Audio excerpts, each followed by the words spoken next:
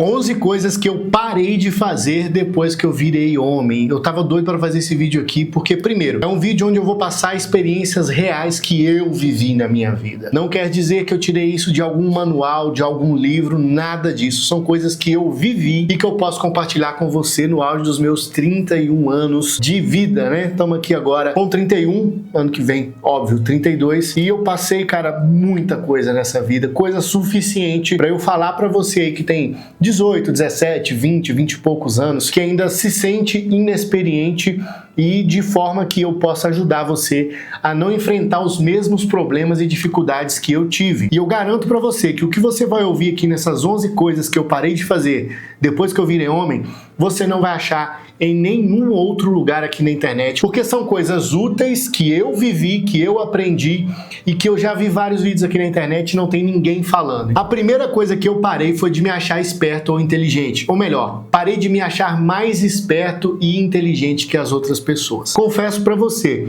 que quando eu tinha 19, 20, 21, 22 anos, eu me achava o cara mais inteligente do mundo, do Brasil, do planeta. Só que com o tempo eu fui apanhando tanto da vida e fui vendo pessoas tão, entre aspas, mais burras que eu, tendo tanto resultado, que eu comecei a me questionar. Só que eu só comecei a me questionar depois de um tempão. E eu comecei a me questionar, primeiro, se eu sou tão inteligente como eu acho que sou, por que eu ainda sou pobre? Por que eu ainda moro aqui se eu sou tão esperto? Se eu fosse tão esperto, primeiro, eu não estaria morando aqui, não estaria convivendo e vendo as pessoas que eu tenho visto, não teria essas mesmas amizades, estaria frequentando lugares melhores, com pessoas melhores, mais inteligentes, mais evoluídas. E quando isso caiu a ficha, foi o primeiro start para eu começar a mudar de vida, juro pra você, cara. Eu só comecei a ganhar dinheiro, a mudar de vida, a ter as minhas coisas, a subir de patamar e ter o que eu queria quando eu parei de me achar inteligente. Porque quanto mais eu me achava esperto, mais a minha vida parava, estagnava e não ia pra lugar nenhum. Então se você tá aí se achando um espertalhão e ainda é pobre, ainda é ferrado, ainda tá devendo, ainda mora mal, ainda tem péssimos amigos, ainda convive com pessoas burras e ignorantes, quer dizer que você não é tão inteligente, tão esperto quanto acha que é. Abaixa a sua bola, seja humilde para aprender. Só assim você vai conseguir sair dessa situação. Esquece, você não é o mais esperto de todos, não. Número 2, eu parei de achar as pessoas burras. Quando eu me achava inteligente, eu achava que todo o resto eram burras, e principalmente os ricos. Sei lá, por exemplo, eu vi um cara lá ostentando na internet, no Instagram, olha, eu tô aqui na praia, eu tô aqui viajando, eu ficava olhando e falava, aí, esse cara é um cara fútil, esse cara é ignorante, esse cara aqui não merece ter as coisas que ele tem, ele deu sorte. Enquanto eu tava criticando, morando mal, morando na periferia, com um computador ruim, com um celular ruim, com um corpo, um físico ruim, sem saúde, sem nada, criticando o cara que, na minha visão, era mais burro que eu. É lógico que existem caras aí que ostentam na internet, que tem grana, que são vazios, que são até burros mesmo, até fracos mentalmente, que deram sorte, que fizeram bet, que fizeram tigrinho, que roubaram, que extorquiram, sei lá. Só que eles podem até ser maus, eles podem ser canários, eles podem ser ignorantes, mas burros eles não são. E você só vai conseguir subir de vida, só vai conseguir melhorar a sua vida quando você parar de achar que todo mundo é burro. Desde o cara fútil, desde a patricinha, desde o cara que tá lá trabalhando no campo, todo mundo pode te ensinar alguma coisa. Principalmente ensinar o que não fazer. Então, em vez de você achar que todo mundo é burro e você é um espertão, começa a aprender um pouquinho de cada pessoa. É óbvio falar isso, mas eu tenho certeza que ou você, ou muita gente à sua volta, vive criticando a burrice dos outros e continua com a vida ferrada. Número 3, depois que eu virei homem, eu parei de levar tudo pro lado pessoal. Quando acontecia alguma coisa, era sempre comigo. Se 2 dos meus amigos saíssem juntos, eu já imaginava que os 2 estavam lá falando mal de mim. Se alguém falou alguma coisa que eu não gostei, eu levava pro coração e ficava magoado por 1, 2 dias. Se alguém começava a me agradar e depois parava, eu já imaginava o que eu estou fazendo de errado, por que a pessoa parou de ser tão legal assim comigo. E aí eu percebi que 99% das vezes não é pessoal. Primeiro, porque você não é tão importante assim. Segundo, porque as pessoas têm os próprios interesses e elas estão certas de seguir os próprios interesses. Do mesmo jeito que você está certo, seguindo os seus próprios interesses. Então tá tudo bem se a pessoa tomou uma decisão que não te favorece, porque ela não tem que te favorecer, ninguém te deve nada, ninguém é obrigado a te ajudar em nada. Você tem que fazer a sua parte e a pessoa pensar nos próprios interesses dela. E se isso de alguma forma não te der vantagem, foda-se, é seu, não tem nada a ver com algo pessoal. Simplesmente a pessoa está procurando o melhor para ela e talvez o melhor para ela não te inclua. E se não te incluir, tá tudo bem. Não quer dizer que a pessoa não goste de você, não quer dizer que a pessoa te odeie, que você é feio, que você é burro, que você é chato. Só quer dizer que você não está fazendo parte do interesse dela. Isso pode ser na vida pessoal, amorosa, relacionamento, família, tudo é isso aí, cara. É engraçado perceber que algumas pessoas reclamam de não ser convidadas para eventos que elas nunca vão. Ou seja, a pessoa chama você uma vez, chama duas, chama três e você se recusa a ir e você nunca vai. Na 7ª vez, a pessoa faz a festa, não te chama e você fica magoadinho porque a pessoa não te chamou. Pensa numa coisa mais ridícula. Você esquece das 6 vezes que você foi chamado e não foi. Aí na 7ª, você não foi chamado e a culpa é da pessoa? É algo pessoal com você? Óbvio que não. Então pare de levar as coisas para o lado pessoal. Na verdade, nunca leve. Você vai ter mais a ganhar do que a perder. Número 4, eu parei de glamorizar vícios e defeitos. Durante a minha adolescência eu bebi pra caralho, ia pra boteco, fumava muito.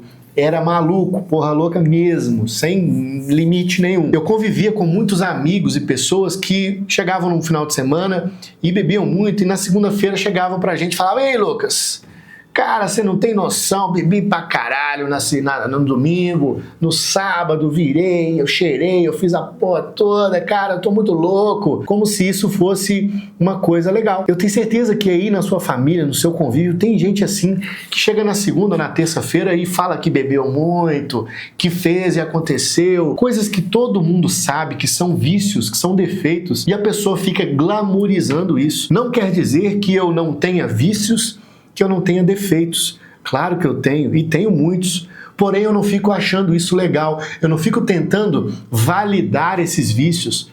Poxa, se eu, por exemplo, eu sou viciado em café, não vou falar: "Pô, eu adoro, então eu tomo café pra caralho, isso é muito foda", né? Como se isso fosse uma virtude. Cara, eu tomo café descontroladamente, às vezes eu passo até mal de tanto tomar café, não é legal, preciso melhorar. Então você validar um defeito seu, tentando glamourizar isso, é uma coisa ridícula. Número 5, eu parei de fazer pirraça e muito cedo eu percebi que o pirracento ele só se ferra. Quando eu era criança eu briguei feio com um primo meu e eu prometi pra mim mesmo que eu nunca mais ia entrar na casa dele.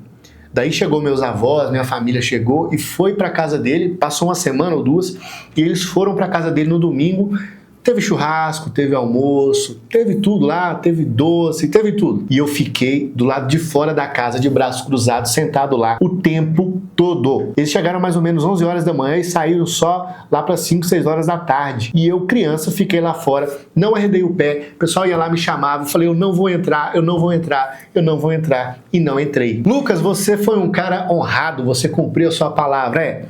Cumpri a minha palavra, mas fiquei sem comer, fiquei sem interagir com a minha família, fiquei doido para poder comer churrasco, para poder almoçar. Enquanto isso, meu primo que tinha brigado comigo tava lá dentro curtindo, aproveitando o domingo. E eu me ferrando lá fora, com fome, com sede e doido para poder entrar. Mas eu não entrei por orgulho. Então não confunda cumprir a sua palavra com orgulho e pirraça. O pirracento, ele sempre se ferra. Se alguém chamou a sua atenção, não tente buscar a vingança. A pirraça, ela é um tipo de vingança, sabe? Você, poxa, eu vou me vingar porque alguém fez algo comigo. Só que em vez de você punir a outra pessoa, você está punindo a si mesmo. Então toda vez que uma criança faz pirraça, pode reparar, ela está punindo a si mesma e não a você, os seus pais. Não, a pessoa está se prejudicando para tentar gerar um pouco de dó, para tentar de alguma forma chamar a atenção. Ou seja, cara, pirraça sempre vai ferrar com você. Toda vez que você sentir desejo de vingança e querer aplicar essa vingança em si mesmo, é uma pirraça praticamente. E você vai se lascar. Número 6, eu parei de ligar para status. Durante boa parte da minha vida, praticamente ali dos 18 aos 24 anos, eu trabalhava para ser reconhecido, para ter status, e não trabalhava para ganhar dinheiro. Isso foi uma das coisas que atrasou demais o meu processo de desenvolvimento, de criação de negócios e tal. Eu queria muito ter um canal no YouTube com muitos inscritos, eu queria ter um trabalho que me desse prazer, e eu conquistei isso, né, no mercado da música. E eu trabalhei lá, né, sem ganhar dinheiro durante 5 anos. Só depois de 5 anos que eu virei essa chave e comecei a ganhar. Porque eu percebi que ter status, ser reconhecido, ser um nome de referência no seu mercado não necessariamente vai vir com a grana. Você tem que buscar os dois juntos. É lógico, é muito importante você, né, trabalhar com algo que você é valorizado e tal, mas se você não buscar a grana, o dinheiro, recompensa financeira, vender, sabe, atender as pessoas e ser recompensado financeiramente, você corre o risco de ser um cara muito conhecido, reconhecido e admirado e pobre. Tem muitos atores e artistas aí que são reconhecidos e tal, mas eles não têm grana, né? Tudo é status. Então cuidado quando você for pautar a sua vida inteira em ser reconhecido. Se você não tiver aliado a isso, a grana, o financeiro, você vai ferrar, porque ninguém paga conta com reconhecimento, com like, com visualização, com obrigado. Obrigado não paga conta nenhuma, não paga fatura de cartão e nem luz, nem gás, nem nada. Número 7, eu parei de economizar, parei de contar moedas. Desde o meu primeiro emprego ali com 15 anos até os 20, ou seja, os primeiros anos ali de trabalho da minha vida, eu anotava até uma bala que eu comprava. Eu contabilizava cada real e eu economizava ao máximo. E durante esses 5 anos, dos 15 aos 20, que eu era o maior economista do mundo, que eu contabilizava tudo, eu não consegui comprar nada. Eu não tenho nenhum objeto que eu olho que eu vejo que é dessa época, que eu comprei com 18, com 17, com 18, não. Tudo que eu tenho foi dos 20 para frente. Por quê? Quanto mais você conta moedas, você fica preso realmente naquele pouco, naquela pequenez, sabe? Naqueles centavinhos, naquela mixaria, naquele R$2, naquele R$20. E quando eu destravei isso, cara, eu comecei a melhorar a minha vida. Porque, cara, você só vai ter uma casa, um carro, a vida que você quer quando você busca ganhar mais e não economizar o que você tem. Então, se você economiza ali R$10 de um sanduíche que você tá afim de comer, R$20 ali do cafezinho, de você tomar uma cerveja, você tá privando uma alegria que vai fazer você render mais, que você vai abrir a mente para poder ficar preso num quarto economizando R$20, e essa prisão que você vai estar nela vai te impedir de ter ideias, de sair, de conhecer pessoas, e você tá achando que tá economizando 20, mas você tá perdendo 1 milhão.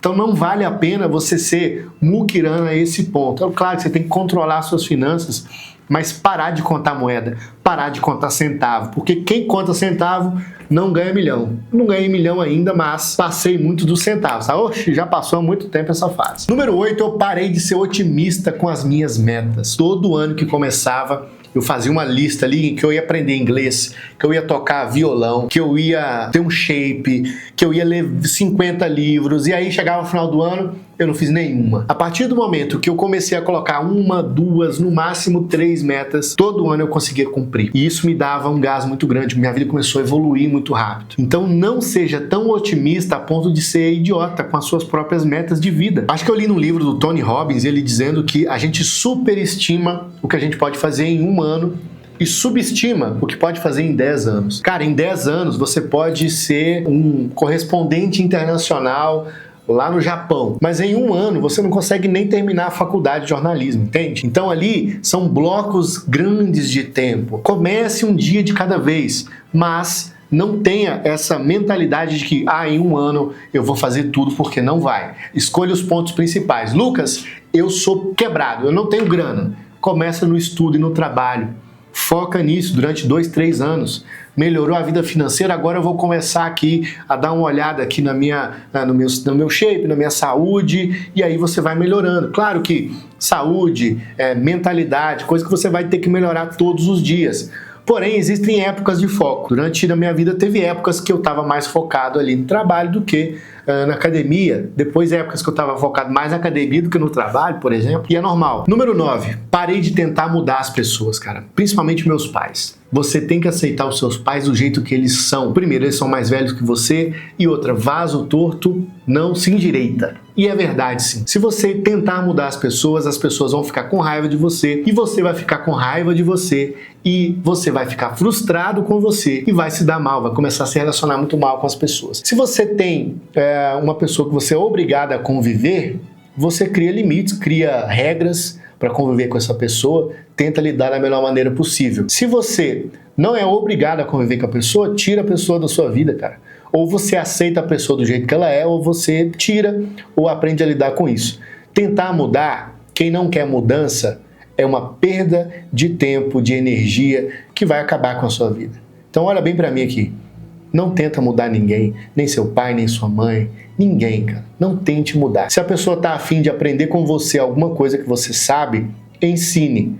Mas mudar a pessoa, não. Isso aí é a pior coisa que você pode tentar fazer. Número 10. Parei de contar tudo pros meus amigos. Tá aí uma coisa que eu realmente, quando eu virei homem de verdade, eu parei de fazer. Antigamente, tudo que passava na minha vida de ruim, principalmente de ruim, eu contava para os meus amigos. E essa é um vício mesmo. Eu não conseguia passar por nada ruim calado. Eu tinha que espalhar para todo mundo o que eu estava passando. De ruim e de bom também, tá? Muita coisa que eu passo, tudo que eu passava eu dividia com os meus amigos, contava para eles mesmo. E adivinha o que aconteceu? Na primeira briga, na primeira desavença, no primeiro problema, eles usaram tudo o que sabiam sobre mim contra mim. E aí eu tive que ficar calado, eu tive que ouvir coisas que eu não gostava, porque a pessoa sabia mais de mim do que deveria saber. Então, cara, presta muita atenção nisso. Se quer abrir, se quer contar, vai pro psicólogo, reza para Deus, mas para de ficar contando tudo pros seus amigos.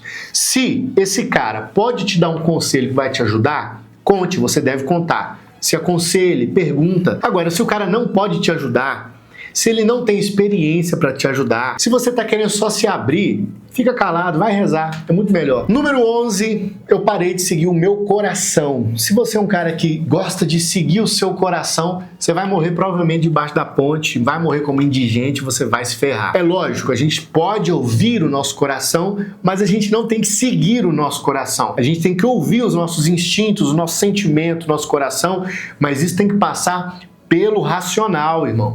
Tem que passar por um crivo racional, porque o cara que vive só de seguir o coração, ele vai acabar debaixo da ponte, sem família, sem amigo, ninguém, porque tem horas que o coração é irracional, que o coração só pensa no prazer momentâneo, que o coração não obedece à razão, e aí você tem que ter um freio racional no seu coração, né? Muita gente aí acaba, principalmente com relacionamento de merda, porque se apaixonou e seguiu o coração e foi morar com a mulher com 2 meses de namoro. Porque estava no intenso ali do momento e acabou aceitando uma proposta que não deveria, cresceu muito o olho. Ou ouviu demais o coração e fez um filho não planejado. Ou ouviu demais o coração e entrou numa profissão que não dá grana nenhuma e agora ele tá aí ferrado com o diploma na mão, dirigindo Uber. Então toma muito cuidado, cara. Esse negócio de ficar ouvindo o seu coração pode ser uma grande cilada e pode ser isso que tá ferrando a sua vida. Dessas 11 coisas aí, essa foi a mais dura realidade que eu tive que aceitar. Você pode ouvir o seu coração, mas não precisa seguir o seu coração o tempo inteiro. Você tem que seguir a sua cabeça, os seus instintos têm que ser passados por um crivo racional, senão você vai se ferrar. Espero que você tenha gostado desse vídeo aqui. Se isso aqui ajudou você de alguma forma, se você está passando por isso e aprendeu alguma coisa com esse vídeo, clica aqui no like e escreve "Tô aqui Lucas" nos comentários. Cara, vamos fazer desse vídeo aqui realmente uma irmandade, eu e você. Escreve "Tô aqui Lucas" nos comentários, clica no like, para que a gente consiga transformar esse canal aqui num ponto de apoio, de trocar ideia, de bater papo, de falar sobre a vida de uma forma mais racional e não tão emotiva como esse povo faz por aí não, beleza? Vou ficando por aqui, espero que você tenha gostado. Deixa aqui no comentário "Tô aqui Lucas" e a sua opinião. Forte abraço, valeu!